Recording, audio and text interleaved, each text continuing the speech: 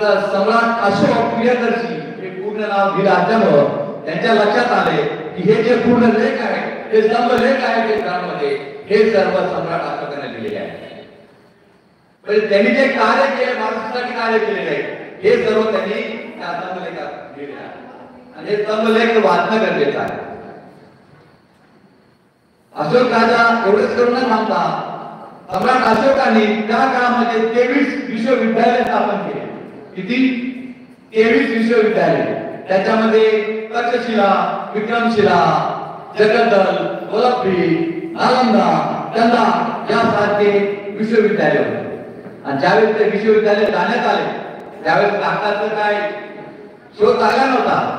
ताम्रपटावर कागद म्हणजे पानावर लिहिलं जायचं आणि ते पानावर जाळल्यामुळं आता ते 6 महिने ते म्हणजे नालंदाचं ते बौद्धविहार आहे, नालंदाचं ते विश्वविद्यालय आहे, त्याच्यात बुद्ध धर्माचा जेवढाही संग्रह होता, बुद्ध धर्माचं जे वाङ्मय होतं ते जाऊन टाकण्यात आलेलं होतं.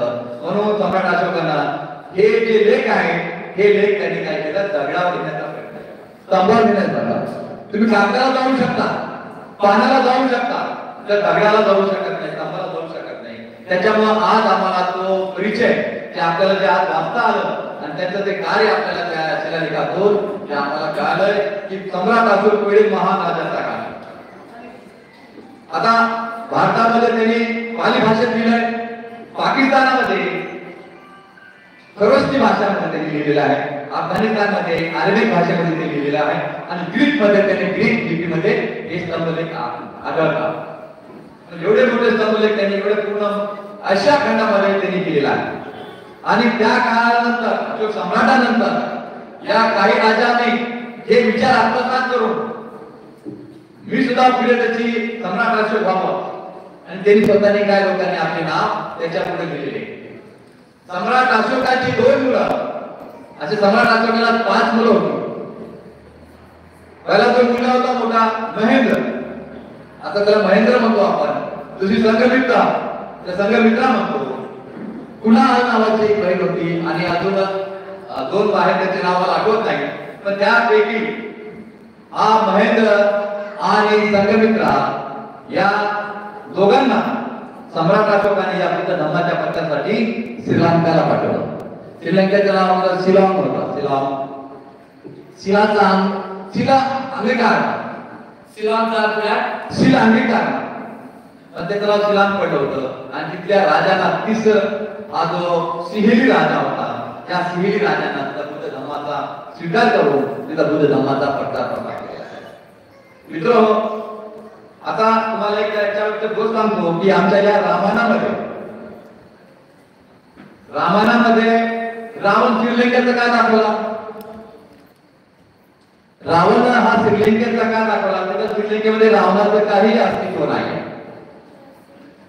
तिथं अस्तित्व महेंद्रचं आहे, तिथं संघमित्राचं अस्तित्व आहे, तिथं बुद्ध धर्माचं अस्तित्व आहे, परंतु रावणाचं अस्तित्व नाही.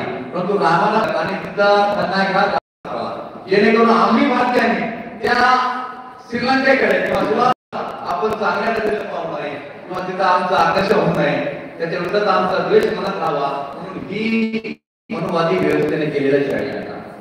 रामायण हे खूप अलीकडच्या काळात लिहिलेलं गेलेला.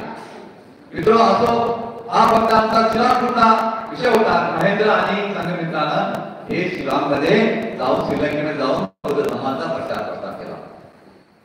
या सम्राट अशोकाच्या काळामध्ये तिसरी धर्म संगती नाही. या तिसऱ्या धर्म संगतीमध्ये काय करण्यात आलं? कारण त्या काळामध्ये भिक्खूमध्ये खूप मोठी घुसखोरी झाली होती.